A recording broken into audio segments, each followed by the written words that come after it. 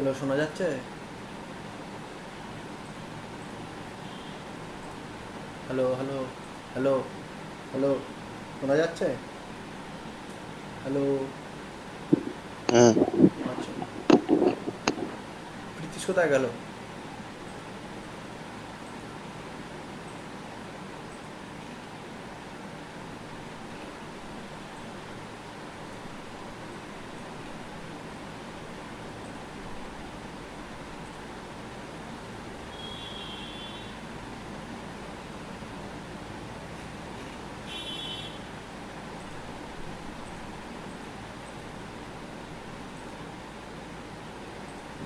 হ্যাঁ, বলো।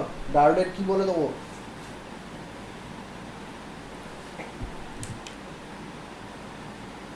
ডায়োড পুরো, ডায়োডের সব আছে? না, একটাই চ্যাপ্টার আছে। এ, জাংশন ডায়োড ছিল। হ্যাঁ হ্যাঁ, জাংশন ডায়োডের ওই যে ফিল্টার ফিল্টারগুলো সব আছে? না, শুধু জাংশন হ্যাঁ, ডায়োড, ফরওয়ার্ড রিভার্স ওইগুলো আছে? হ্যাঁ ওইগুলো আছে। Filter, application of diodes. হ্যাঁ ওটাও আছে, ওই এলইডি, তারপর ফটো ইলেকট্রিক ডায়োড এলইডি, সব ফটো আছে। ইলেকট্রিক, ওগুলো বলার আগে তোমার আগে তো ফরওয়ার্ড রিভার্স ওগুলো বলতে হবে। হ্যাঁ হ্যাঁ তা ওইগুলো। ব্রেকডাউন ওগুলো আছে?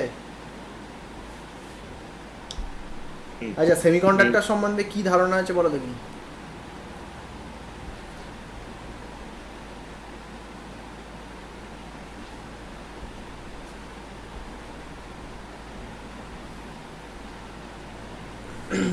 বলো, সেমিকন্ডাক্টর সম্বন্ধে কি ধারণা আছে? সিলিকন, জার্মেনিয়াম এগুলো সেমিকন্ডাক্টর। মেটালের সঙ্গে পার্থক্যটা কি?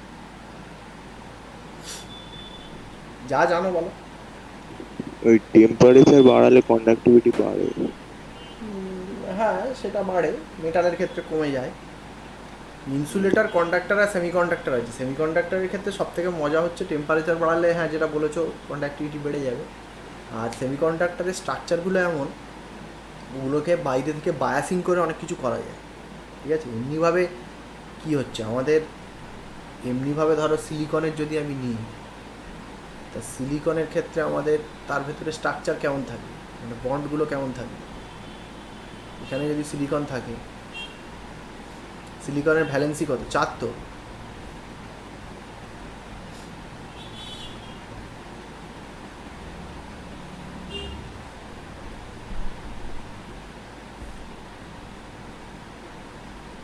এরকম থাকবে, এরকম স্ট্রাকচার হবে সিলিকনে।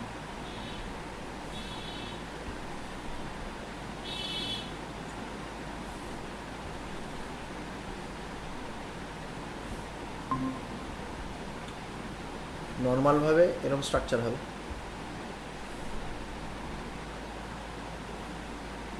এরকম স্ট্রাকচার হবে যদি পিওর হয়। যদি পিওর হয়, একদম পিওর, যদি সেমিকন্ডাক্টর হয়। ঠিক আছে, এবার পিওর যেটা, সেটাকে আবার আরেকটা নাম আছে তার, ইন্ট্রিনসিক সেমিকন্ডাক্টর।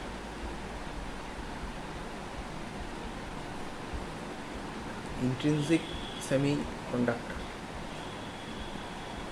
ঠিক আছে, এবার ইন্ট্রিনসিক সেমিকন্ডাক্টরে কী হবে, যেহেতু এর সিলিকনের যেহেতু ভ্যালেন্সি 4, সেই জন্য কী হবে, সিলিকনের ক্ষেত্রে আমাদের যে ইলেকট্রনগুলো থাকবে আউটার সেলে, সেই ইলেকট্রনগুলো আমি যদি ধরি এরকম চারটে চারটে রয়েছে, এরও চারটে চারটে আছে, এদিকেও তাই, সবগুলো আর আঁকছি না। তাহলে এখানে যে বন্ড ফর্মেশন হবে, এগুলো তোমরা আমার থেকে ভালো বুঝবে টুকবে বন্ড ফর্মেশনের ব্যাপার স্যাপার। এই যে এটা সেই কী হয়, যেখানে ইলেকট্রন শেয়ার হয় সেগুলোকে কি বন্ড বলে? Covalent bond. মানে ইলেকট্রনটা, একটা সিলিকনের কোভ্যালেন্ট। থেকে একটা ইলেকট্রন আসছে, আরেকটার থেকে আরেকটা ইলেকট্রন আসছে, এবার মানে দুটো দুটো কোভ্যালেন্ট। ইলেকট্রনকে সবাই শেয়ার করছে, কোভ্যালেন্ট বন্ড বলে তো। হ্যাঁ কোভ্যালেন্ট। হ্যাঁ, তাহলে এখানে এই যে কোভ্যালেন্ট বন্ড হচ্ছে, কোভ্যালেন্ট বন্ড ফর্মেশন করে এখানে সিলিকনের তাহলে কী হচ্ছে, আউটার সেলে, আউটার অরবিট বা শেল যাই বলো, আউটার অরবিটে তাহলে 8টা হয়ে যাচ্ছে। সিলিকনের ছিল 4টে, এখানে নিজের 4টে, আর বাইরের শেয়ার্ড করে তাহলে 8টা হয়ে যাচ্ছে, তাহলে স্টেবল হচ্ছে। তাহলে এমনি অবস্থায় ইন্ট্রিনসিক সেমিকন্ডাক্টরের ক্ষেত্রে এরকম অবস্থা থাকে সিলিকনের ক্ষেত্রে, ঠিক আছে। এবারে কথাটা কি, এবারে ধরো থার্মাল অ্যাজিটেশনের জন্য যদি এখানে একটা ইলেকট্রন আউট হয়ে গেল, একটা ইলেকট্রন এখান থেকে বেরিয়ে গেল, বেরিয়ে গেল থার্মাল অ্যাজিটেশনের জন্য, তাহলে এই যে ঘটনাটা হলো, তাহলে এই যে ইন্ট্রিনসিক সেমিকন্ডাক্টরের ক্ষেত্রে থার্মাল অ্যাজিটেশনের জন্য যে আমাদের ইলেকট্রন হোল পেয়ার তৈরি হচ্ছে, ইলেকট্রন হোল পেয়ার তৈরি হচ্ছে, তাহলে এর ক্ষেত্রে কী হবে, যতগুলো ইলেকট্রন ততগুলো হোলস থাকবে। এই যে যেখান থেকে ইলেকট্রনটা চলে গেছে, এখানে ইলেকট্রন ছিল, এখান থেকে ইলেকট্রন বেরিয়ে চলে গেছে, তাহলে এটা ইলেকট্রন। আর যেখানে ইলেকট্রন নেই, মানে একটা বন্ডের মধ্যে, কোভ্যালেন্ট বন্ডের মধ্যে যেখানে ইলেকট্রনটা বেরিয়ে গেল, সেটাকে আমরা একটা হোল বলবো, মানে গর্ত আর কি, মানে ইলেকট্রন নেওয়ার ক্ষমতা আছে কিন্তু ওখানে ইলেকট্রন নেই, তাহলে ইলেকট্রন হোল পেয়ার তৈরি হচ্ছে। তাহলে তোমার এই যে ইন্ট্রিনসিক সেমিকন্ডাক্টর যেটার মধ্যে ইন্ট্রিনসিক বা পিওর সেমিকন্ডাক্টর, তার মধ্যে কী হবে, density of electron and density of holes সেটা সমান হবে, সেটাকে এনই আর এনপি লেখা হয়, ঠিক আছে। এটা খুব সিম্পল ব্যাপার, মানে তুমি এমনি ভাবলেই বুঝতে পারবে যে যতগুলো ইলেকট্রন বেরিয়ে যাবে ততগুলো হোলই, ততগুলো ফাঁকা জায়গায় তৈরি হবে, ঠিক আছে। তাহলে ইলেকট্রন ডেন্সিটি বা নাম্বার অফ ইলেকট্রনস আর নাম্বার অফ হোলস সমান থাকবে, বা এখানে ডেন্সিটি দিয়ে বলা যায়, এটা হচ্ছে ইলেকট্রন ডেন্সিটি, ইলেকট্রন ডেন্সিটি, আর এটা হচ্ছে হোল ডেন্সিটি, এটা সমান থাকবে, এটা নিয়ে কোনো সমস্যা থাকার কথা না। তুমি যদি বেশি টেম্পারেচার বাড়িয়ে দাও তাহলে বেশি বেশি করে ইলেকট্রন হোল তৈরি হবে, ঠিক আছে। কিন্তু মুশকিলের ব্যাপারটা কি, তুমি যতই টেম্পারেচার যতই বাড়াও না কেন, মানে এত পরিমাণ ইলেকট্রন হবে না যে যারা কন্ডাক্ট করতে পারে, মানে যারা ওটাকে মেটেরিয়ালটাকে, আমরা তো কী করার চেষ্টা করছি, আমরা চেষ্টা করছি যে যাতে ওটা কন্ডাক্ট করতে পারে সেরকম একটা জিনিস বানানোর চেষ্টা করছি। তাহলে এই যে পিওর সিলিকন যদি একদম টেম্পারেচার অনেক কম থাকে, লো টেম্পারেচার, খুব লো টেম্পারেচারে কী হবে, অ্যাট ভেরি লো টেম্পারেচার, খুব লো টেম্পারেচারে তোমার এইটা প্রায় জিরো হবে, এটা প্রায় জিরো হবে। মানে লো টেম্পারেচারে কী হয়, একটা খুব লো টেম্পারেচারে একটা সেমিকন্ডাক্টর কিন্তু ইনসুলেটরের মতো কাজ করবে, ঠিক আছে। এই কথাটা বোঝা গেল কি বলো, মানে সেখানে যদি কোনো না থাকে, উইল বিহেভ লাইক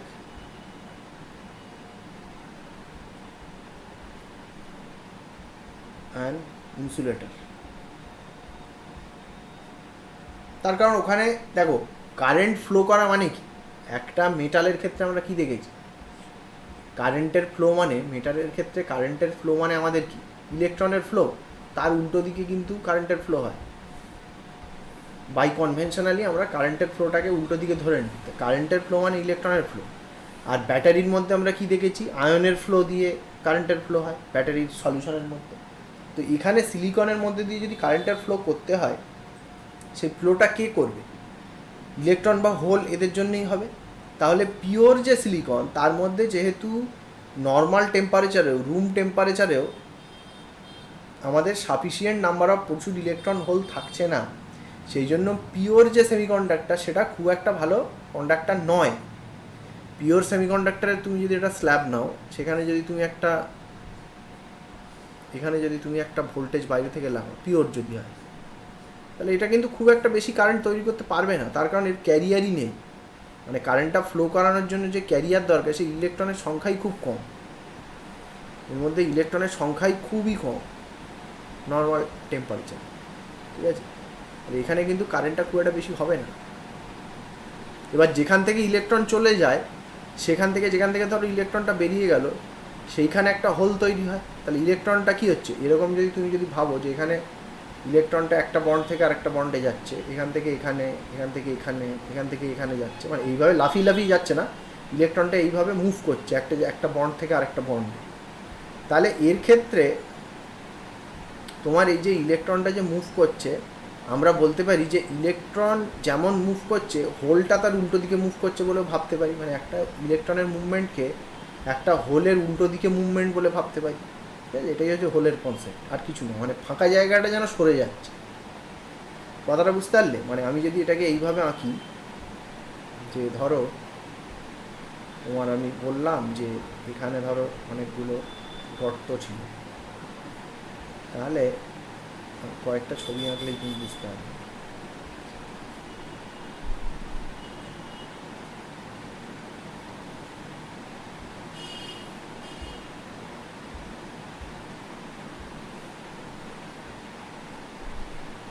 এখানে কতগুলো এরকম অ্যারে ছিল। তাহলে তোমার যদি আমি বলি যে আমার যখন ইলেকট্রন থাকবে, যেখানে ইলেকট্রন থাকবে সেই গর্তটা যেন ভরাট, এরকম যদি বলি, ঠিক আছে, তারপর ইলেকট্রনটা ওখান থেকে এখানে সরে এলো, সরে গেল, তাহলে আমরা কি বলতে পারি? আমরা তো এটাও বলতে পারি যে আমার এই যে হোলটা, এই যে হোলটা এখানে সরে এসছে, ইলেকট্রনটা এখানে গেছে বলা যা, এই হোলটা এখানে সরে এসছে বলাও তাই। ঠিক আছে, ওই ইলেকট্রনটা যত আরও এগোচ্ছে, ধরো আবার এই গর্তটায় গিয়ে পড়লো, গর্ত মানে ওই কোভ্যালেন্ট বন্ডের ওই জায়গাটা, তাহলে আমরা কি বলতে পারি? আমরা বলতে পারি হোলটা আরও এক ঘর সরে গেল। তাহলে কি ইলেকট্রনটা যেমন যেমন সরে আসছে তেমনি করেসপন্ডিং হোলগুলোও কিন্তু উল্টো দিকে সরে আসছে। কতটা বোঝা যাচ্ছে কি বল? করেসপন্ডিং হোলগুলোও উল্টো দিকে সরে আসছে, তার মানে কি এটা ইলেকট্রনের মুভমেন্ট আর হোলের মুভমেন্ট আইডেন্টিক্যাল, শুধু উল্টো দিকে বলতে পারি। তার মানে কি আমার পিওর বা ইন্ট্রিনসিক সেমিকন্ডাক্টরে আমাদের ক্যারিয়ারটা কে, মানে কারেন্টটা ফ্লো করানোর ক্যারিয়ারটা কি? ইলেকট্রন অর হোলস, তাই না? Electrons or holes are the career.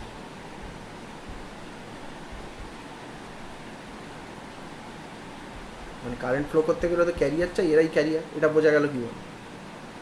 এবারে এখানে তোমার এর কন্ডাক্টিভিটি, পিওর বা ইন্ট্রিনসিক সেমিকন্ডাক্টরের যে কন্ডাক্টিভিটি, সেটা টেম্পারেচারের সঙ্গে সামান্য একটু বাড়বে, কিন্তু যতটা হলে আমাদের ভালো মতো কারেন্ট ফ্লো করানো যায় তাতে পৌঁছতে পৌঁছতে হয়তো দেখা যাবে একে এতটা টেম্পারেচার দিয়ে দিতে হচ্ছে এই সিলিকনটাই মেল্ট করে যায়, তাহলে তো কিছু হবে না, তাহলে তো কিছু করা যাবে না। সেই জন্য এরপরে কনসেপ্ট আসলো কি, তাহলে পিওর আমরা নিলে সমস্যা আছে, আমরা এর মধ্যে ইমপিউরিটি ঢুকিয়ে দেবো।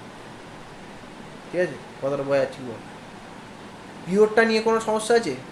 পিওর বা ইন্ট্রিনসিক নিয়ে, ইন্ট্রিনসিক ভেরি ইজি। পিওরটা নিয়ে যদি, পিওরের যা কিছু হচ্ছে সেটা নিয়ে যদি কারোর সমস্যা থাকে বলো। ইন্ট্রিনসিক সেমিকন্ডাক্টর, যেটা এই টার্মগুলো দিয়ে কিন্তু প্রশ্ন আসতে পারে। ইন্ট্রিনসিক সেমিকন্ডাক্টরে তোমাকে বললো what will be the electron and hole density in intrinsic semiconductor equal greater than এটা, গ্রেটার দ্যান ওটা, এই করে এমসিকিউ দিয়ে দিতে পারে। এখানে ইন্ট্রিনসিকটা ভালো মতো বোঝা গেল কি বলো? তারপর আমরা এক্সট্রিনসিক সেমিকন্ডাক্টরে যাবো।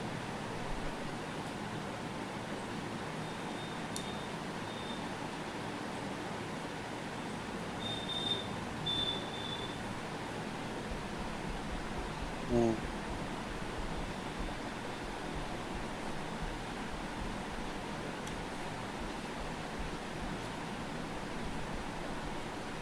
এক্সট্রিনসিক সেমিকন্ডাক্টর বা যেগুলো পিওর নয়, যেগুলোর মধ্যে ডোপটা আছে। ডোপ, ডোপ কথাটা শুনেছো? হ্যালো? হ্যাঁ, ডোপ শোনোনি? এই যে খেলাধুলোতে ডোপিং করে, শোনোনি? হ্যাঁ হ্যাঁ হ্যাঁ, তা সেই ডোপিংটা মানে কি? যেটা খেলাধুলায় যেটা ডোপিংটা করে সেটা কি? ওই তো ফলস দিয়ে আধার কার্ড বা দিয়ে সে খেলে হ্যাঁ না। বাবা, ওটা ওটা ওটা ডোপিং? কি পাগলা রে! ওটা তো তুমি তো একজনের আইডেন্টিটি থেফট, তুমি তো অন্যজনের আইডেন্টিটি চুরি করছো, সেটা ফলস আধার কার্ড পাল্টে। ডোপিং জিনিসটা কি? সব না অলিম্পিক। না, ওটা বলছি না। হ্যাঁ, ওই এজ অনেকে করে না। সেটা অন্য জিনিস। ডোপিং জিনিসটা কি?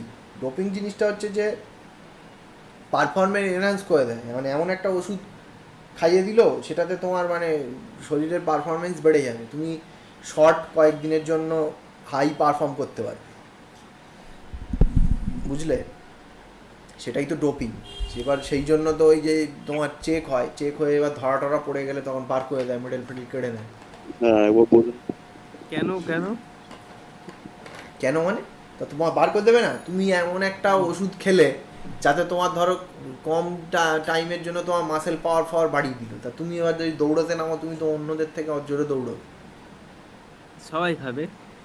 সবাই খেলে তো হবে না তো, সবাই খেলে তো এবারে একটা লিমিট আছে, মানে ওই কিছু কিছু ওষুধ আছে সেগুলো সেগুলো ব্যান্ড। তাহলে সবাই যদি ওষুধ খেয়ে দৌড়ায় তাহলে তো তুমি তো তাহলে তো তোমার তো ওখানে স্কিলটার কোনো দাম থাকছে না, কে বেশি প্র্যাকটিস করেছে তার তো কোনো দাম থাকছে না।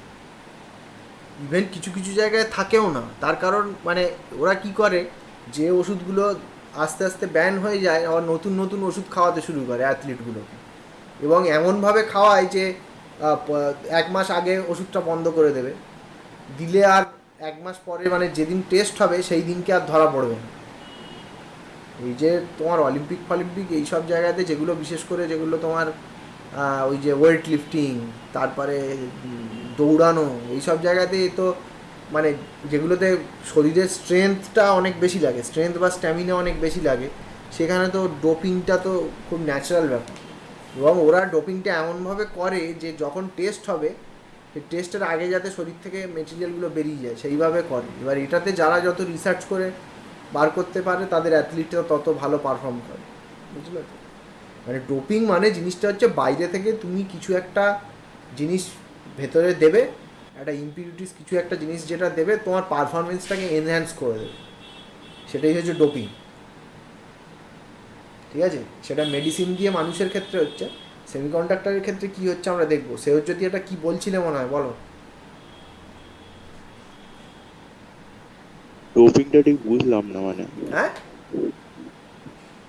মানে ওষুধ খেয়ে মাসেল বাড়ানো ওইটা? আরে মাসেল বাড়বে না, মাসেলের পারফরমেন্স বাড়বে। মাসেল বাড়িয়ে লাভটা কি, সেটা তো স্টেরয়েড নিয়ে লোকে মাসেল বাড়ায়।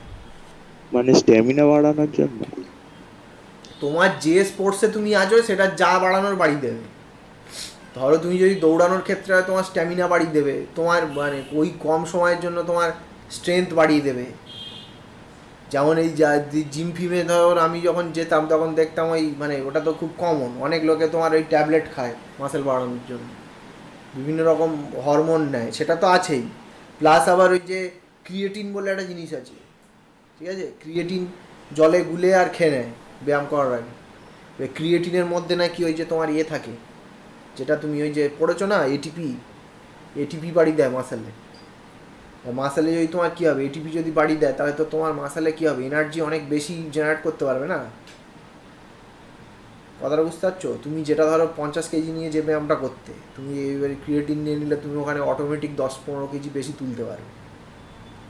এসব নানা রকমের মানে স্পোর্টস নিউট্রিশনের বিভিন্ন রকমের লিগাল ইলিগাল প্রচুর ড্রাগ এসে গেছে, বুঝলে তো? এবার ওটা তো পুরো আলাদা একটা সাবজেক্ট, ওই নিয়ে মানে পুরো টিম থাকে যে কী ওষুধ ওষুধ দিয়ে ইয়ে করা হবে। তো যাই হোক, ডোপিং ব্যাপারটা হচ্ছে এবারে কিছু কিছু ওষুধ আছে যেগুলো নিষিদ্ধ, ঠিক আছে, সেগুলো নিয়ে তুমি পারফরমেন্স বাড়িয়ে সবার থেকে আগে দৌড়ে তুমি মেডেল পেয়ে গেলে ওসব চলবে না, সেইটা হচ্ছে ডোপিং। যাই হোক, ওটা উপর উপর জানলেই হবে। মোদ্দা কথা, যেটা ন্যাচারাল নয়, এটা আনন্যাচারাল জিনিসকে তুমি একটা মেডিসিন নিচ্ছ, নিয়ে তুমি পারফরমেন্সটাকে বাড়াচ্ছ, এটাই হচ্ছে ডোপিং খেলাধুলার ক্ষেত্রে। সেমিকন্ডাক্টরের ক্ষেত্রেও ঠিক খানিকটা সেরকম ব্যাপার। এর ক্ষেত্রে কি হচ্ছে না, এর ক্ষেত্রে তোমার এখানে আমার ধরো একটা সেমিকন্ডাক্টর তোমার সিলিকনের স্ল্যাব ছিল, ঠিক আছে, এই সিলিকনের স্ল্যাবটাকে তুমি কি করলে না গরম করলে, গরম করে এটাকে মেল্ট মতো করলে, মেল্ট মানে পুরো মেল্ট হয়ে গলে বেরিয়ে গেল না, এটাকে গরম করে ওরকম করলে, করে এর ওপরে তুমি ওই ইয়ে ছড়িয়ে দিলে, অ্যালুমিনিয়াম ডাস্ট ছড়িয়ে দিলে, খুব একদম ছোটো ছোটো ছোটো ছোটো একদম এর মধ্যে। এবার তার প্রসেস আছে, সেটা সেই তোমার ভিএলএসআই টেকনোলজি আছে, মানে কীভাবে অ্যালুমিনিয়াম ওরমভাবে ছড়ানো হবে, মানে সিঙ্গেল অ্যালুমিনিয়াম অ্যাটম তো এরমভাবে হয় না, তার একটা প্রসেস আছে। তো যাই হোক, এখানে যদি অ্যালুমিনিয়াম অ্যাটমস ছড়িয়ে দেওয়া হয় তাহলে কী হবে, সেই অ্যালুমিনিয়ামগুলো অ্যালুমিনিয়াম বা ফসফরাস, মানে একটা হচ্ছে পেন্টাভ্যালেন্ট আর একটা ট্রাইভ্যালেন্ট। তাহলে এখানে আমি যদি বলি ট্রাইভ্যালেন্ট ডোপিং, অ্যালুমিনিয়াম দিয়ে ডোপিং যদি করা হয়, ট্রাইভ্যালেন্ট ডোপিং, ট্রাইভ্যালেন্ট জিনিস দিয়ে ডোপিং করা হচ্ছে, ট্রাইভ্যালেন্ট অ্যালুমিনিয়াম ট্রাইভ্যালেন্ট। তো এখানে তুমি এটাকে হাই টেম্পারেচারে এ করলে মানে এর প্রসেস আছে কী করে করা হয়। যাই হোক, তাই এটাকে তুমি ট্রাইভ্যালেন্ট ডোপিং করে দিলে। তাই ট্রাইভ্যালেন্ট ডোপিং করে দিলে এখন সিলিকনের স্ট্রাকচারটা কী হবে? এখন সিলিকনের স্ট্রাকচারে আমার অ্যালুমিনিয়াম যদি এখানে থাকে, এর চারদিকে সিলিকন আছে ধরে না, সিলিকন ওর স্ট্রাকচারের মধ্যে অ্যালুমিনিয়াম ঢুকে যাবে। অ্যালুমিনিয়াম ঢুকে গেলে এখানে কী হবে? সিলিকনের তো চারটে চারটে করে ইলেকট্রন ছিল, কিন্তু অ্যালুমিনিয়ামের আউটার সেলে কটা ইলেকট্রন আছে? এই 3টে। তাহলে অ্যালুমিনিয়ামের আউটার সেলে 3টে ইলেকট্রন থাকলে আরেকটা নেই, তাহলে সেটাকে যদি কোভ্যালেন্ট বন্ড ফর্ম করে, তাহলে এইটা একটা বন্ড ফর্মেশন হলো, এইটা একটা বন্ড ফর্মেশন হলো, এটা একটা বন্ড ফর্মেশন হলো, ঠিক আছে। কিন্তু এবার এই বন্ডটা ইনকমপ্লিট রয়ে গেল, তাহলে এই বন্ডের এখানে একটা এক্সট্রা হোল তৈরি হয়ে গেল, এক্সট্রা একটা হোল তৈরি হয়ে গেল। তার মানে কি হলো? তুমি যদি যে সিলিকনের মধ্যে যদি অ্যালুমিনিয়াম ডোপিং করো, তাহলে তোমার যে মেটেরিয়ালটা তৈরি হলো, সেই মেটেরিয়ালে আনন্যাচারালভাবে তুমি প্রচুর হোলস তৈরি করে ফেলবে। এটা আমি ছবিতে বোঝানোর জন্য এইভাবে করছি। অটোমেটিক্যালি এর তার মানে কি, হোলস মানে কি আমরা জানি, যেখানে ইলেকট্রন নেই। তার মানে এই যে সিলিকনটা অ্যালুমিনিয়াম দিয়ে যদি ডোপ করা হয়, তাহলে এর মধ্যে নাম্বার অফ হোলস অনেক বেড়ে গেল। এবার এখানে থার্মাল অ্যাজিটেশনের জন্য তোমার ইলেকট্রনও কিছু কিছু থাকবে, মানে ইলেকট্রন এখানে একেবারে থাকবে না তা নয়, কম থাকবে। তার কারণ এখানে যদি স্টিল যদি একটা কোভ্যালেন্ট বন্ড ভাঙে, তাহলে এখান থেকে তো ইলেকট্রন হোল পেয়ার তৈরি হবে, তাহলে এখানে ইলেকট্রন অনেক কম থাকবে। সেই জন্য যেটা আমাদের অ্যালুমিনিয়াম দিয়ে যে ডোপিং করা হলো, সেই ডোপিংয়ে কী হচ্ছে, ইলেকট্রন, এখানটা ভালো করে শোনো, ইলেকট্রন নেবার ক্যাপাসিটি অনেক বেশি। তাহলে ইলেকট্রন নেবার ক্যাপাসিটি যার বেশি, তাকে আমরা পজিটিভ হিসাবে কনসিডার করতে পারি। সেই জন্য এই ধরনের ডোপিং করে যেটা হলো সেটা হচ্ছে পজিটিভ টাইপ সেমিকন্ডাক্টর।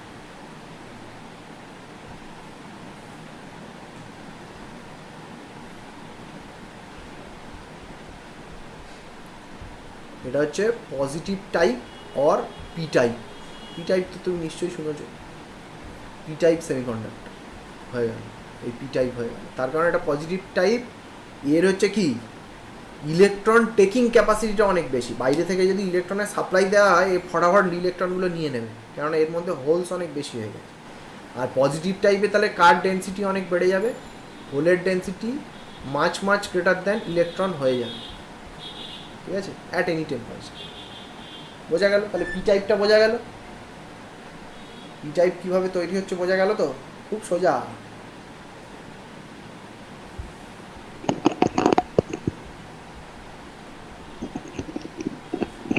আরে বাবা, একটু কষ্ট করে সাড়া তো দাও। আমি তো সেই 9টা থেকে পড়েই যাচ্ছি, কন্টিনিউয়াসলি বকে যাচ্ছি, তা তোমরা একটু কষ্ট করে রিপ্লাইটা দিতে পারছো না, এইগুলোই তো খারাপ লাগে।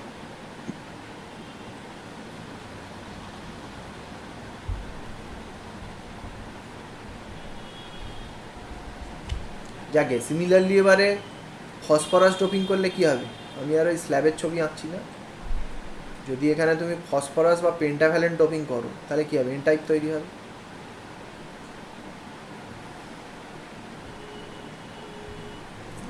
এন টাইপ বা নেগেটিভ টাইপ। এন টাইপের ক্ষেত্রে কী হবে? এন টাইপের ক্ষেত্রে তুমি পেন্টাভ্যালেন্ট ডোপিং করছো। পেন্টাভ্যালেন্ট ডোপিং করলে স্ট্রাকচারটা কী হবে? ফসফরাস শুধু পি লেগে তো, ওই একটা ইলেকট্রন বেশি হবে। হ্যাঁ, একটা ইলেকট্রন একটার জন্য বেশি হবে। পেন্টাভ্যালেন্ট ডোপিং যদি করো, এর ক্ষেত্রে পেন্টাভ্যালেন্ট ডোপিং যদি করো, তাহলে কী হবে? ফসফরাস যদি এখানে থাকে, সিলিকন এখানে হয়ে গেল, এখানে এখানে এখানে। এবারে ফসফরাসের তো আউটার সেলে 5টা ইলেকট্রন আছে, একটা বেশি থাকবে। তাহলে এখানে দেখো, তুমি আর্টিফিশিয়ালি এমনভাবে সিচুয়েশানটাকে তৈরি করলে যাতে আমার একটা ইলেকট্রন তার যাওয়ার জায়গা নেই, সে এক্সট্রা হয়ে গেল। এটা বন্ড হয়ে গেল, এটাও বন্ড হয়ে গেল, কিন্তু একটা লুজলি বাউন্ড ইলেকট্রন থেকে গেল, যে ইলেকট্রনটা হচ্ছে এক্সট্রা যে ইলেকট্রনটা থেকে গেল, ও কি করবে এবার? ও তার মানে কি, পুরো মেটেরিয়ালটাতে যেটা আমাদের স্ল্যাবটা ছিল, সেই স্ল্যাবে যদি তুমি ফসফরাসের অ্যাটম ছড়িয়ে দিয়ে যদি ডোপিং করো, তাহলে সেই স্ল্যাবটাতে অটোমেটিক্যালি মানে আর্টিফিশিয়ালি তুমি নাম্বার অফ ইলেকট্রনস প্রচুর বাড়িয়ে দিলে। ফ্রি ইলেকট্রনের মানে পুরোপুরি ফ্রি না, লুজলি বাউন্ড, মানে একটু একটু টানাটানি করলেই, মানে একটু বাইরে থেকে যদি পোটেনশিয়াল দেওয়া হয় এরা মুভ করতে আরম্ভ করবে। তাহলে এই ধরনের ক্ষেত্রে এন টাইপ বা নেগেটিভ টাইপ সেমিকন্ডাক্টরের ক্ষেত্রে তাহলে কী হয়? Density of electron will be much much greater than density of holes. এবং এখানে আবার একটা কথা আছে যে এন টাইপের ক্ষেত্রে মেজরিটি ক্যারিয়ার যেটা হবে, মেজরিটি ক্যারিয়ার হচ্ছে আমাদের কে? ইলেকট্রন, মানে যাদের সংখ্যা বেশি আর কি। আর মাইনরিটি ক্যারিয়ার হচ্ছে আমাদের হোলস। ঠিক আছে, খুব সিম্পল। আর ওটার ক্ষেত্রে ঠিক উল্টো হবে। তাহলে এই হচ্ছে তোমার নেগেটিভ আর পজিটিভ টাইপ, মানে N type P type semiconductor হয়ে গেল। ঠিক আছে, এইবারে স্যার আচ্ছা, হ্যাঁ বলছি যে মানে সারফেসটা ধরো আছে, হ্যাঁ মানে সেখানে তো অলরেডি একটা মাঝখানে ধরুন এই যে 5টা এসআই দিয়ে আছে বন্ড করা, সেখানে তো অলরেডি মাঝখানে একটা এসআই আছে, মানে এটা তো একটা সারফেস, হুম হুম তার উপর ফসফরাস দেওয়া হচ্ছে, তাহলে মানে ফসফরাসটা তারপর ঢুকছে কি যায়? ওই তো সেই জন্য তো মেল্ট করছো। তো ওটা মেল্ট করলে তো কম টাইমের জন্য বন্ডগুলো ভেঙে যাচ্ছে। তুমি যখন সেমিকন্ডাক্টরটাকে মেল্ট করছো, ওই যে প্রথমে বললাম না, এখানে ডোপিং করার সময় তুমি তো এইটাকে গরম করে মেল্ট করছো। এবারে একটা জিনিস স্ট্রাকচার একটা সলিড ছিল, তাকে মেল্ট করা মানে কি? মেল্ট করলে তো সেমি লিকুইড বা এরকম ধরনের হবে। আমি জানি না সিলিকনকে মেল্ট করলে কি হয়, কীরকম কি হয়। সিলিকন ডাইঅক্সাইড নিশ্চয়ই অনেক ওপরে হয়, সেটা বলে লাভ নেই, কেমিস্ট্রির জিনিস আমি জানি না সত্যি। তো সিলিকনকে তুমি যদি মেল্ট করো, তুমি মেল্ট করছো মানে কি? সিলিকনের যে স্ট্রাকচার ছিল, যে কোভ্যালেন্ট বন্ড ছিল, সেগুলো তো টেম্পোরারিলি ওই স্টেটে তো সব ভেঙে গেছে। আমি ওই যে বললাম না যে আমরা টেম্পারেচার বাড়ালে ইলেকট্রন হোল পেয়ার তৈরি হবে, কোভ্যালেন্ট বন্ড ভেঙে যাবে। কিন্তু কথাটা হচ্ছে, আমরা যখন বেশি ইলেকট্রন বা হোলস চাইছি, যতটা হলে আমার ওটা কন্ডাক্ট করতে পারি, সেটাতে পৌঁছাতে গেলে আমাকে যত টেম্পারেচারে হিট করতে হবে, তাতে তো আমার সিলিকন স্ল্যাবটা তো মেল্ট হয়ে যাচ্ছে। বোঝা গেল? তাহলে মেল্ট হয়ে যাচ্ছে মানে ওই সময় কিন্তু কোভ্যালেন্ট বন্ড ভেঙে গেছে। এবার সেই অবস্থায় তুমি অ্যালুমিনিয়াম দিয়ে ডোপিং করে দিয়ে আবার যখন ঠান্ডা করছো, তখন তার মানে কী হবে? ওই স্ট্রাকচারের মধ্যে অ্যালুমিনিয়াম বা ফসফরাস ঢুকে যাচ্ছে। কতটা বোঝা যাচ্ছে? হুম হুম হ্যাঁ, এই হচ্ছে ব্যাপার। যাই হোক, আচ্ছা আচ্ছা, এবারে অনেক ব্যাপার আছে। আচ্ছা, এইবার হচ্ছে পিএন জাংশনে যেতে হবে। জাংশনটা পিএন জাংশনে যেতে হবে। পিএন জাংশনের ক্ষেত্রে আচ্ছা, আমি এখানে একটু নাম্বারিং করে দিলে সুবিধা হয় নাকি? এটা হচ্ছে পেজ নাম্বার 1।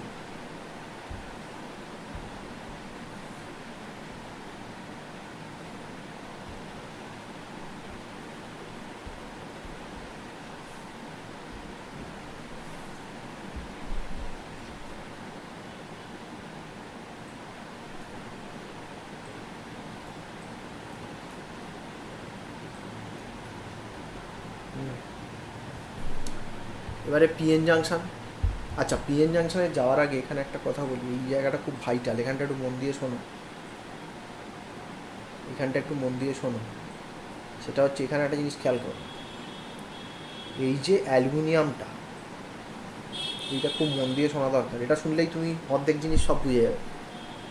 এই যে অ্যালুমিনিয়াম, যে এই যে অ্যাটমটা, তা অ্যালুমিনিয়ামের কত? অ্যালুমিনিয়াম কততে থাকে গো? অ্যালুমিনিয়ামের 13 নাম্বার কত? 13 হ্যাঁ, 13।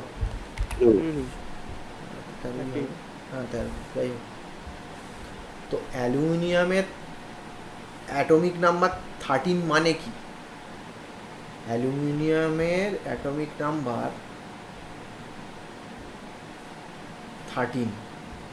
এটার মানে কি, এটা যদি একটা অ্যালুমিনিয়াম নিউক্লিয়াস হয়, সেই নিউক্লিয়াসে আমার কী হবে,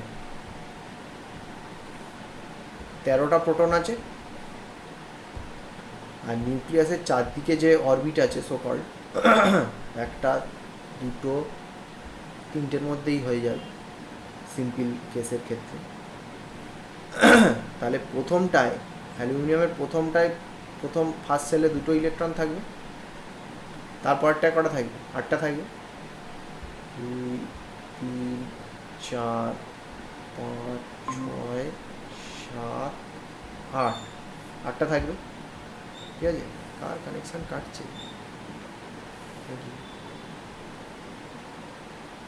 হ্যাঁ 8টা থাকবে। আর যেটা তিনটে, যেটা আউটার সেলে 3টে থাকবে, 1, 2, 3, ঠিক আছে। তাহলে যদি আমি লিখে দিই, প্রথমটায় হচ্ছে 2টো ইলেকট্রন, তারপরেরটা হচ্ছে 8টা ইলেকট্রন, আউটার সেলে আমাদের 3টে ইলেকট্রন। তার মানে অ্যাটমের সব মিলে গেল। অ্যালুমিনিয়াম অ্যাটম যেটা, অ্যালুমিনিয়াম অ্যাটমের ক্ষেত্রে 13টা প্রোটন প্লাস 13টা ইলেকট্রন, 13টা প্রোটন 13টা ইলেকট্রন।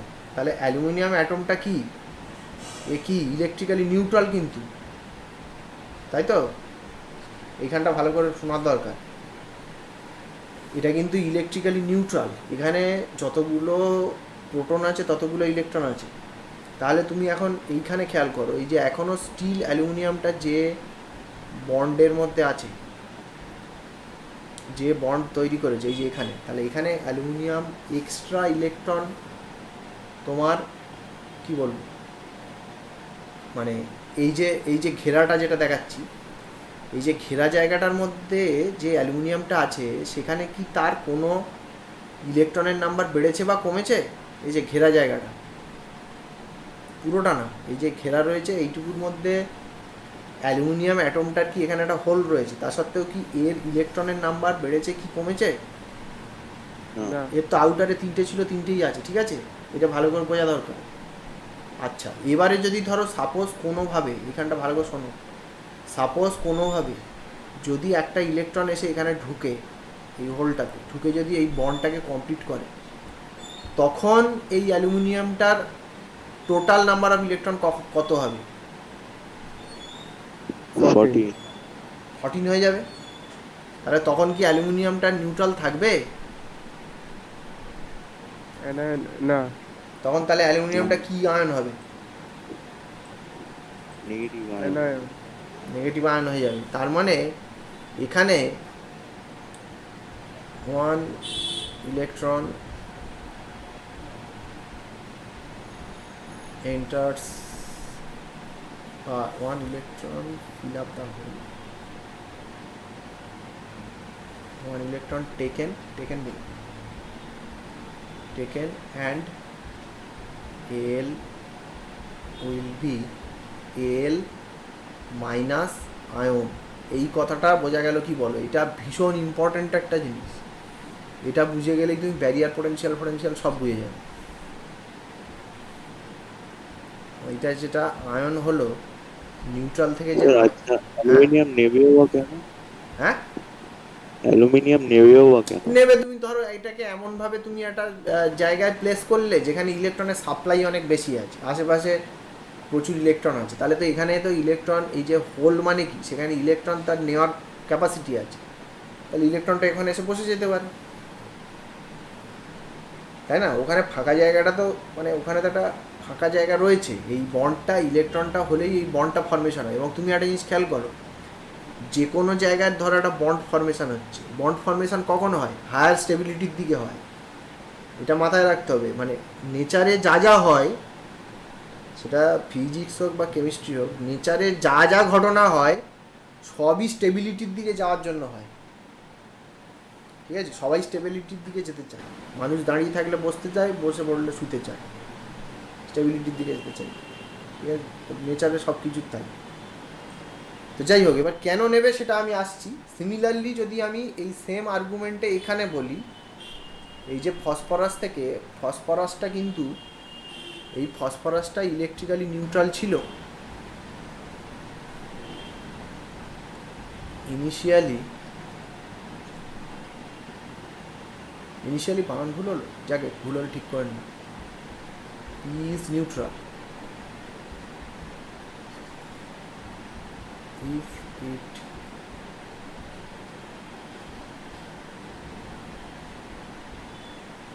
রিজেক্ট বলতে পারি বা ডোনেট বলতে পারি। Donates the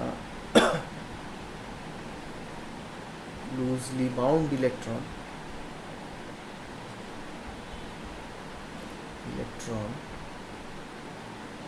P will become P plus হয়ে যাবে। দেখ এটা বলা যাবে কি, এই যে ফসফরাসটা ছিল, ফসফরাসের কত 15 বোধ হয় নাকি? হ্যাঁ, তা ফসফরাসের যদি এই ইলেকট্রনটা যদি বেরিয়ে যায় কোনো কারণ, এই ইলেকট্রনটা যদি বেরিয়ে যায়, তখন তাহলে এখানে একটা তো তোমার পাউডার সেলে তো আর 4টে হয়ে গেল। তাহলে ফসফরাসের অ্যাটমের ভেতরে number of protons is still 15, কিন্তু total number of electron is 14। তাহলে একটা প্রোটন বেশি হল। আগে যেমন একটা ইলেকট্রন তোমার এক্সট্রা হয়েছিল, এটার ক্ষেত্রে যেমন একটা ইলেকট্রন এক্সট্রা হয়ে গেছিলো বাইরে, তেমনি এটার ক্ষেত্রে একটা প্রোটন বেশি হয়ে যাবে। এটা বোঝা যাচ্ছে কি বল? কেননা ইনিশিয়ালি তোমার তো ফসফরাসের মধ্যে কী ছিল, 15টা ইলেকট্রন প্লাস 15টা প্রোটন ইনিশিয়ালি, কিন্তু পরে কি হচ্ছে, একটা ইলেকট্রন বেরিয়ে যাচ্ছে, তাহলে 14টা ইলেকট্রন আর 15টা প্রোটন, তাহলে একটা প্লাস আসছে। বোঝা যাচ্ছে? তাহলে এটা ফসফরাস আয়ন হয়ে যাবে। এই কারণে যখন আমরা পিএন জাংশন করব, পিএন জাংশন মানে দুটো একসঙ্গে থাকবে।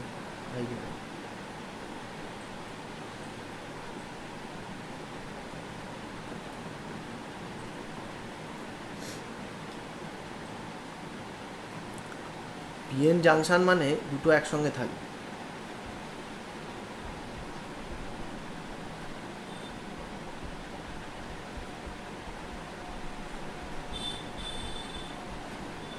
পিএন জাংশন মানে আমরা একটা বড় স্ল্যাব নেব। কীভাবে পিএন জাংশন বানানো হয় সেটা হচ্ছে, বড় স্ল্যাব নেব, তার অর্ধেকটাতে অ্যালুমিনিয়ামের ডোপিং হবে, অর্ধেকটাতে ফসফরাসের ডোপিং হবে। এটা ট্রাইভ্যালেন্ট আর এটা পেন্টাভ্যালেন্ট। তাহলে যেদিকে অ্যালুমিনিয়ামের ডোপিং হবে সেদিকটা এন, যেদিকে ফসফরাসের ডোপিং হবে, যেদিকে অ্যালুমিনিয়ামের ডোপিং হবে সেটা হচ্ছে পি সাইড, আর যেদিকে ফসফরাসের ডোপিং হবে সেটা হচ্ছে এন সাইড, তাই না? তাহলে পি সাইডের ক্ষেত্রে তুমি এখানে দেখো, পি সাইডে আমাদের কি বেশি থাকে বলো? পি সাইডে কি বেশি থাকে? পজিটিভ সাইডে কি বেশি থাকে? হোলস বেশি থাকে। এটা হচ্ছে পজিটিভ টাইপ আর এন টাইপ পাশাপাশি রাখা হয়েছে, ঠিক আছে?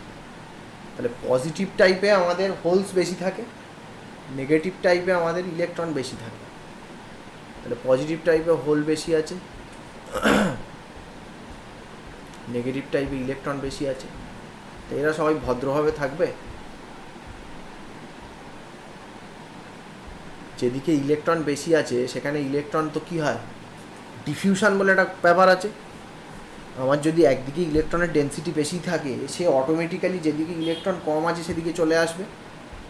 এদিকে ইলেকট্রন কম আছে, তাহলে এই যে ইলেকট্রনগুলো এদিকে ডিফিউজ করতে শুরু করবে, ঠিক আছে? তাহলে এই ইলেকট্রনগুলো কি ডিফিউজ করতেই থাকবে? কেন বন্ধ হবে কেন? হ্যাঁ, ওদিকে ইকুয়াল ডেন্সিটি হয়ে গেলে আর হবে না। না, ইকুয়াল ডেন্সিটির ব্যাপার নয়। আমরা একটু আগে যেটা বললাম যে অ্যালুমিনিয়ামে যদি ইলেকট্রন ঢোকে তাহলে অ্যালুমিনিয়াম নেগেটিভ আয়ন হয়। তো অ্যালুমিনিয়ামে ইলেকট্রন ঢুকলে অ্যালুমিনিয়াম নেগেটিভ আয়ন হয়। সেই জন্য এখানে যেই তোমার এদিক থেকে ইলেকট্রনগুলো যেই ডিফিউজ করবে, সঙ্গে সঙ্গে এই যে বাউন্ডারির যে অ্যালুমিনিয়ামগুলো ছিল তারা আয়ন হয়ে যেতে শুরু করবে। যেই ইলেকট্রন নেবে আর আয়ন তৈরি হবে, ইলেকট্রন নেবে আর আয়ন তৈরি হবে এই ধার বরাবর। এই বর্ডারটা বরাবর। একইভাবে যে অ্যাটমটা থেকে ইলেকট্রন বেরিয়ে যাচ্ছে, কার থেকে ইলেকট্রন বেরিয়ে যাচ্ছে? ফসফরাস থেকে ইলেকট্রন বেরিয়ে যাচ্ছে, সেটা কি হবে? পজিটিভ আয়ন হবে। এই জায়গাটা ভীষণ ভাইটাল, এটা ভালো করে বোঝা দরকার। যেখান থেকে ইলেকট্রন বেরিয়ে যাচ্ছে সেটা ফসফরাস আয়ন হবে, আমরা একটু আগে দেখিয়ে দিয়েছি। তাহলে দেখো এই বর্ডার অনুযায়ী, বর্ডার বরাবর দুটো জাংশনের বর্ডার বরাবর এরকম আয়নের লেয়ার তৈরি হয়ে যায়, ঠিক আছে? তাহলে এবারে এই যে আয়নের লেয়ারটা তৈরি হয়ে গেল, এটার ফলে কি হবে? ফার্দার যে ইলেকট্রনগুলো আসতে চাইবে, এই আয়নের লেয়ারটা হওয়ার ফলে কি হচ্ছে? এখানে ইলেকট্রিক ফিল্ডটা কোন দিক থেকে কোন দিকে হয়ে গেল? তোমার এই বাউন্ডারিতে ইলেকট্রিক ফিল্ডটা এদিক থেকে এদিকে হয়ে গেল, এখানে একটা ইলেকট্রিক ফিল্ড চলে এলো। তাহলে ফার্দার যে ইলেকট্রনগুলো তোমার বর্ডার ক্রস করার চেষ্টা করবে, তাদেরকে কি করবে? তাদেরকে তো তোমার এই যে যারা এখানে বসে আছে, তারা তো এই ইলেকট্রনগুলোকে রিপেল করবে না। তার মানে কি হবে? এই ডিফিউশনটা অনন্তকাল ধরে চলতে পারবে না, কিছুটা ডিফিউজ হয়েই বন্ধ হয়ে যাবে। এবং এই যে জোনটা তৈরি হলো, এই যে আয়নের যে জোনটা তৈরি হলো পিএন জাংশনের যে বর্ডারে, এই জোনটার নাম হচ্ছে ডেপ্লিশন রিজিয়ন। ডেপ্লিশন রিজিয়ন, ঠিক আছে? এর নাম ডেপ্লিশন মানে কি?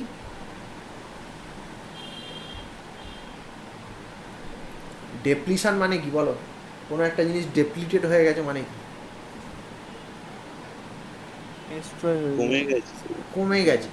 ডেপ্লিশন মানে কমে যাওয়া, মানে সেখানে আর ডেপ্লিটেড হয়ে গেছে। তার মানে এখানে কি কমে গেল? এই যে আয়নের যে লেয়ারটা তৈরি হলো, এখানে ইলেকট্রন হোল পেয়ার ডেপ্লিট হয়ে গেছে। এই যে জোনটা, এই যে জোনটা, এই যে আয়নিক যে লেয়ারটা, এখানে না আছে, এখানে হচ্ছে very very small number of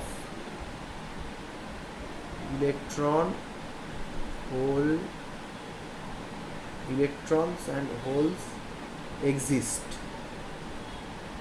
মানে এই যে জোনটা যেটা ঘিরে দেওয়া হয়েছে এই যে নীল কালারের, এখানে ইলেকট্রন আর হোল ডেপ্লিটেড হয়ে গেছে। এখানে ইলেকট্রনও নেই, হোল নেই, সেই জন্য এর নাম ডেপ্লিশন রিজিয়ন। এবং এই যে ইলেকট্রিক ফিল্ডটা একটা তৈরি হলো, এখানে তুমি দেখো এই যে আয়নগুলোর জন্য একটা ইলেকট্রিক ফিল্ড তৈরি হলো নেগেটিভ থেকে পজিটিভের দিকে, এই ডেপ্লিশন রিজিয়নের যদি উইডথটা যদি ডি হয়, ডেপ্লিশন রিজিয়নের উইডথটা যদি ডি হয়, তাহলে এই যে ইডি যেটা, এই ইডিটার নাম হচ্ছে ব্যারিয়ার পোটেনশিয়াল।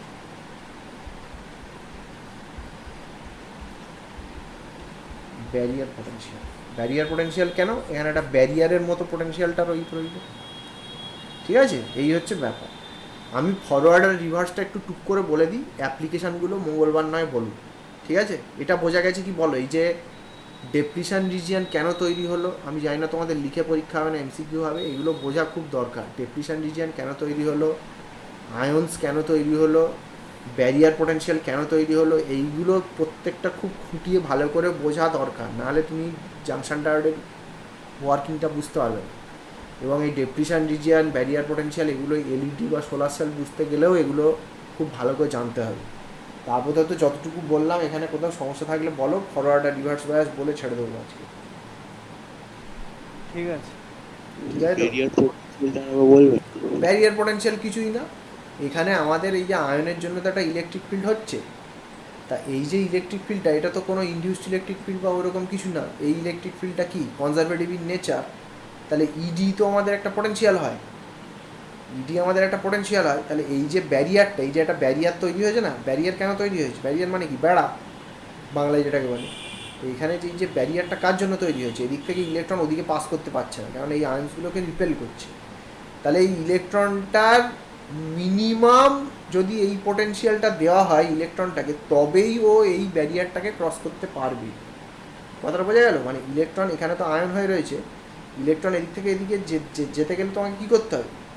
এ তো রিপেল করছে ফোর্স দিয়ে, তাহলে তোমাকে বাইরে থেকে এমনভাবে পোটেনশিয়াল সেট করতে হবে যাতে এর রিপেলটাকে ওভারকাম করে ইলেকট্রন এদিক থেকে এদিকে আসতে পারে। তাহলে ইলেকট্রনকে যে পোটেনশিয়ালটা মিনিমাম দিলে ইলেকট্রনটা এদিক থেকে এদিকে ক্রস করতে পারবে, that is our barrier potential. আর সেটা ইকুয়াল টু এখানে যে ইলেকট্রিক ফিল্ডটা তৈরি হয়েছে এই আয়নের জন্য, electric field into D, ED তো ভি ইকুয়াল টু ইডি তো আমরা জানি, সেই ক্যাপাসিটার থেকে করে আসছে। এই হচ্ছে ব্যারিয়ার পোটেনশিয়াল, ঠিক আছে। স্যার ওটা কি গ্রেটার দ্যান ইকুয়ালস টু হবে না শুধু equals to? Greater than equal two হবে তোমার, আমি সেটা আসছি, ফরওয়ার্ড বায়াসে আসলেই বুঝে যাবে। এবার আমরা ফরওয়ার্ড বায়াসে চলে যাই। ফরওয়ার্ড বায়াসের ক্ষেত্রে কি, এটা হচ্ছে নো বায়াসিং, এটা কোনো বায়াসিং ছাড়া, এর কোনো বায়াসিং নেই। বায়াস মানে বায়াসিংয়ে আমরা যাবো। ফরওয়ার্ড বায়াস আর রিভার্স বায়াস।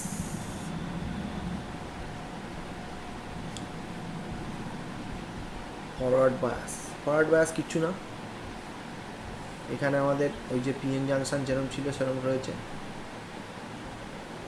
এখানে আমাদের ডেপ্লিশন রিজিয়ান যেরকম ছিল সেরকম আছে, এখানে পি আর এন করে দিচ্ছে, এখন অ্যালুমিনিয়াম ফ্যালুমিনিয়াম লিখছি। তাহলে ফরওয়ার্ড বায়াসের ক্ষেত্রে কী হবে, যেটা পজিটিভ সাইডে পজিটিভ টার্মিনাল কানেক্ট করতে হবে ব্যাটারির, নেগেটিভ সাইডে নেগেটিভ টার্মিনাল কানেক্ট করতে হবে। তাহলে এটা কানেক্ট করলে কি হবে, আমাদের এখানে আয়ন ছিল, এখানে আয়নগুলো এরকম ছিল,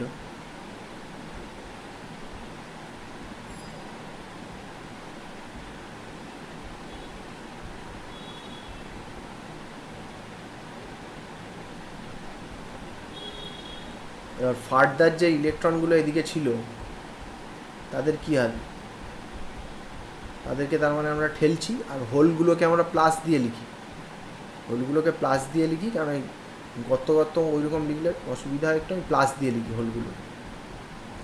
তাহলে এর ক্ষেত্রে কী হবে, এর ক্ষেত্রে দেখো তুমি এই দিকে তো বায়াসিং করে দিয়েছো, এদিকে প্লাস দিয়ে তুমি ঠেলছো আর এদিকে নেগেটিভ দিয়ে তুমি ঠেলছো, তাহলে এটা কী হবে, এটার পোটেনশিয়াল যেটা biasing voltage, that have to be greater than equal to তোমার ভি ব্যারিয়ার পোটেনশিয়াল। এটা যদি হয় তাহলে এই ডায়োডটা কন্ডাক্ট করবে, মানে এর মধ্যে দিয়ে ইলেকট্রন এদিক থেকে এদিকে পাস করবে, ইলেকট্রন এদিক থেকে এদিকে পাস করবে, কিন্তু কারেন্টের ডিরেকশান আমাদের কোন দিকে হবে, কারেন্টের ডিরেকশান আমার এদিকেই হবে,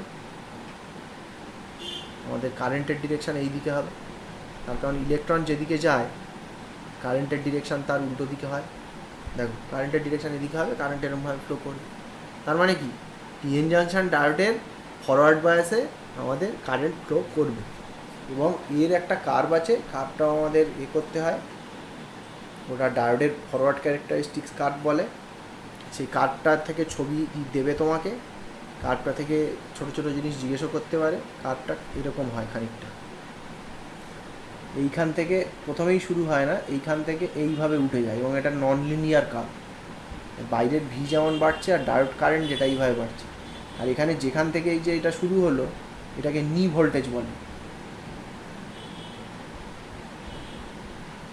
এটা প্রায় সিলিকনের ক্ষেত্রে প্রায় 0.7 ভোল্ট হয়, মানে এটা কেন হচ্ছে বুঝতে পারছো, এই ব্যারিয়ার পোটেনশিয়ালের সঙ্গে সমান হবে। ব্যারিয়ার পোটেনশিয়াল মিনিমাম অতটা ভোল্টেজ দিলে তবে এর কন্ডাকশান শুরু হবে, আর তুমি যেমন যেমন ভোল্টেজ বাড়াতে থাকবে, ফরওয়ার্ড ভোল্টেজটা যেমন যেমন বাড়াতে থাকবে, কারেন্টটা হু হু করে বাড়তে থাকবে। এখানে আরও ছোটো ছোটো কতগুলো টার্ম আছে, যে এই যে ডায়োডের রেজিস্ট্যান্সটাকে ডাইনামিক রেজিস্ট্যান্স বলা হয়, তার কারণ with increasing voltage resistance is কি, এই কার্ভ থেকে কী বলবে, ডায়োডের ফরওয়ার্ড ভোল্টেজ বাড়বার সঙ্গে সঙ্গে ডায়োডের রেজিস্ট্যান্স কী হচ্ছে, যদি এটা তোমার মেনে চলতো, আমাদের কুলম্বস ল যদি মেনে চলতো, তাহলে কার্ভটা তো এরকম হতো না, কুলম্বস ল মেনে চললে কার্ভটা এরকম হতো। কুলম্বস লকে যদি এটা, হ্যাঁ কুলম্বস লকে যদি এটা মেনে চলতো তাহলে কার্ভটা তো লিনিয়ার হতো, মানে এরকম ধরনের হতো।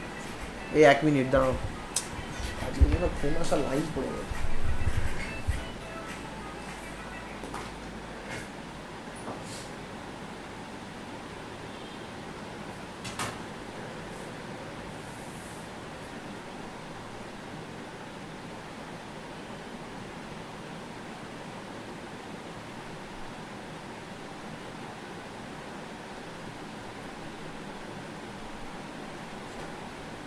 হ্যালো হ্যালো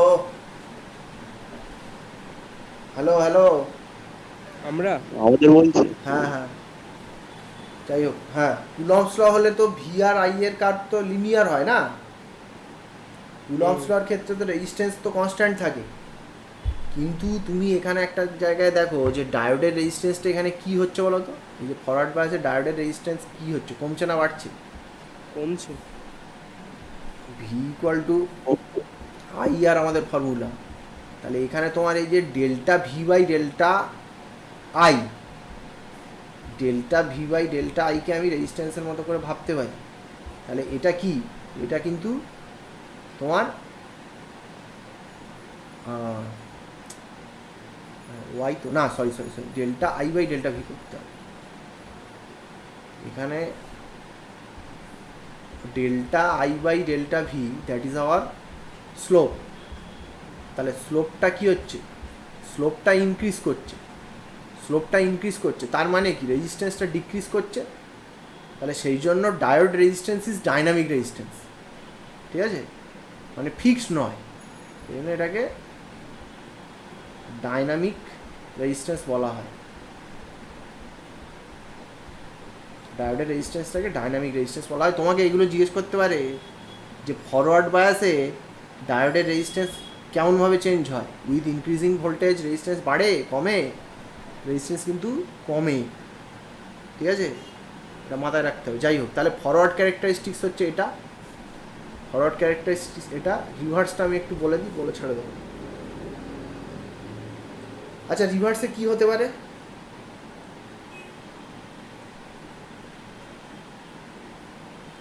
রিভার্সে কি হতে পারে? ভোল্টেজ কমবে। ব্যাটারি উল্টো দিকে যাবে। হ্যাঁ ব্যাটারি তো উল্টো দিকে লাগাও, রিভার্সে কি কারেন্ট যাবে?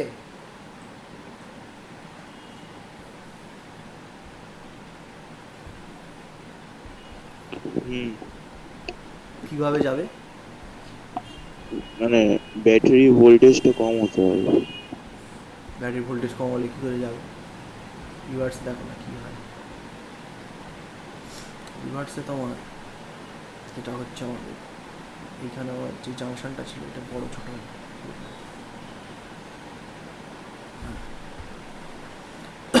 এটা আমার পি, এটা আমার এন। রিভার্সের ক্ষেত্রে আমরা উল্টো করে লাগাবো, ব্যাটারির নেগেটিভটা পজিটিভের দিকে লাগাবো, সেটা মানে রিভার্স বায়াস, ঠিক আছে, এরকম লাগাবো, লাগিয়ে তাহলে আমার এখানে কী হবে, আয়ন তৈরি হবে আগের মতন, মানে নর্মাল ওটা বায়াস করি আর না করি আয়নগুলো আমার তৈরি হয়ে যায় পি আর এনকে পাশাপাশি রাখি, তারপরে কি হবে আমরা দেখব। আচ্ছা এইবারে তুমি আমাকে একটা জিনিস বলো, এ তো আয়ন তৈরি হয়ে গেল, এবার আমাদের এদিকে আমার কি ছিল, বেশি ইলেকট্রন ছিল, আর এদিকে আমাদের বেশি হোলস ছিল। এবার যেদিকে আমার বেশি হোলস আছে সেদিকে যে একবারে ইলেকট্রন নেই তা নয়, ইলেকট্রনের সংখ্যা খুব কম, আর যেদিকে ইলেকট্রন বেশি আছে সেদিকে হোলস নেই তা নয়, হোলসের সংখ্যা খুব কম, ঠিক আছে। যাই হোক, এবারে যদি আমি একটা রিভার্স ভোল্টেজ দিই, ভোল্টেজটাকে যদি আমি রিভার্স করে দিয়েছি, এদিকে প্লাস এদিকে মাইনাস, তার মানে কি আমি এই প্লাস দিয়ে যদি ইলেকট্রনগুলোকে প্লাস দিলে কী হবে, ইলেকট্রনগুলো এই দিকে অ্যাট্রাক্টেড হবে, ইলেকট্রনগুলো এদিকে অ্যাট্রাক্টেড হবে, তাহলে কী হবে, তুমি যদি রিভার্স করো তোমার এই ডেপ্লিশন রিজিয়ন ইনক্রিজ করবে।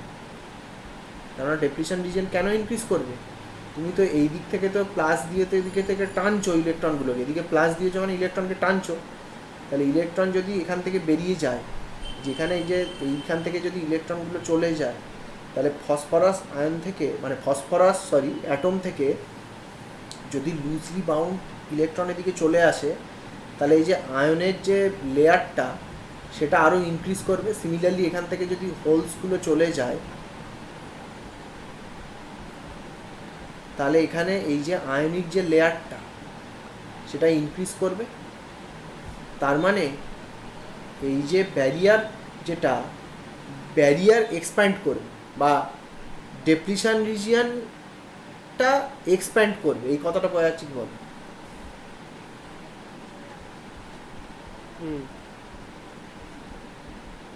ডেপ্লিশন রিজিয়ন এক্সপ্যানশন। কি হচ্ছে একবার বলবেন? আরে রিভার্স করে দিয়েছি। রিভার্স করে না না দিলে ওই একদিক থেকে ইলেকট্রন বেরিয়ে যাচ্ছে। তার কারণ কেন বেরিয়ে যাচ্ছে, এখানে প্লাস দিয়েছি তো, এখানে প্লাস দিয়েছি, এখানে মাইনাস দিয়েছি। তাহলে এখানে যদি প্লাস দিই তাহলে প্লাস কী করবে, ইলেকট্রনগুলোকে টেনে বার করবে তো, এদিক থেকে টানবে তো। আমি এখানে মাউসটা না ধরলে আমার কার্সারটা সরে না। এখানে পজিটিভ দিয়েছি, তাহলে এখানে এন টাইপ থেকে ইলেকট্রনকে টেনে টেনে বার করবে তো প্লাসটা। আর সিমিলারলি এখানে মাইনাস দিয়েছি, তুমি বলতে পারো মাইনাস প্লেটটা পি টাইপকে ইলেকট্রন সাপ্লাই দেবে। তাহলে পি টাইপকে ইলেকট্রন সাপ্লাই দিলে পি টাইপে কী ছিল, অ্যালুমিনিয়াম অ্যাটম ছিল। অ্যালুমিনিয়ামের অ্যাটমে ইলেকট্রন ঢুকলে কি হয়, নেগেটিভ আয়ন হয়। তাহলে সেই জন্য আমাদের ডেপ্লিশন রিজিয়নটা এক্সপ্যান্ড করবে রিভার্সে, ঠিক আছে। কিন্তু এটা তো কন্টিনিউয়াসলি চলতে থাকবে না, মানে এখান থেকে এটা বন্ধ হয়ে যাবে। আর কি হবে, আরেকটা জিনিস হবে, সেটা হচ্ছে এই যে মাইনরিটি যে ক্যারিয়ার আছে, এখানে দেখো নেগেটিভ টাইপে যে অল্প সংখ্যক হোল ছিল, তেমনি পি টাইপে যে খুব কম সংখ্যক ইলেকট্রন ছিল, ওদের জন্য কিন্তু এই ভোল্টেজটা ফেভারেবল, ওরা কিন্তু এর মধ্যে দিয়ে মুভ করতে পারবে। তাহলে এই যে মাইনরিটি ক্যারিয়ার আছে, ওই মাইনরিটি ক্যারিয়ারের জন্য একটা মাইনরিটি কারেন্ট, খুব মাইনিউট একটা কারেন্ট, এই যে মাইনরিটি ক্যারিয়ার আছে ওর জন্য কিন্তু এই যে ভোল্টেজটা সেটা কিন্তু ফেভারেবল। তাহলে ওর জন্য, এবং এই যে ইলেকট্রন আছে মাইনরিটি ইলেকট্রন, তার জন্য এটা ফেভারেবল। তাহলে এখানে একটা মাইনরিটি কারেন্ট থাকবে, তার মানে এখানে একটা কারেন্ট একটা চলবে, কিন্তু খুব কম কারেন্ট। তাহলে এই অবস্থায় এখানে একটা মাইনরিটি কারেন্ট থাকবে, মাইনরিটি কারেন্ট থাকবে প্রথমে, মানে কারেন্টটা বন্ধ হয়ে যাবে না পুরো, একটা মাইনরিটি কারেন্ট থাকবে ডিউ টু মাইনরিটি ক্যারিয়ার।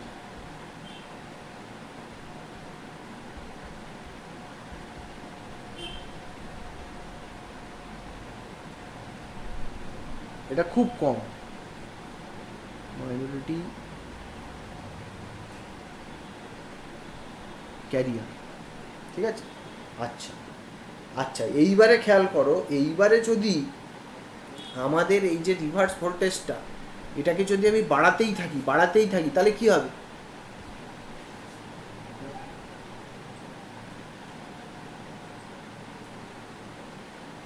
আচ্ছা এই পর্যন্ত করে ছেড়ে দেবো। ব্রেকডাউনটা কিন্তু একটু ব্যাপার আছে, ব্রেকডাউন জেনার ডায়োড ওইগুলো একটু ব্যাপার আছে, মঙ্গলবার বলবো। হ্যাঁ হ্যাঁ হ্যাঁ এই আরেকজন কোথায় গেল, ঘুমিয়ে পড়েছো নাকি?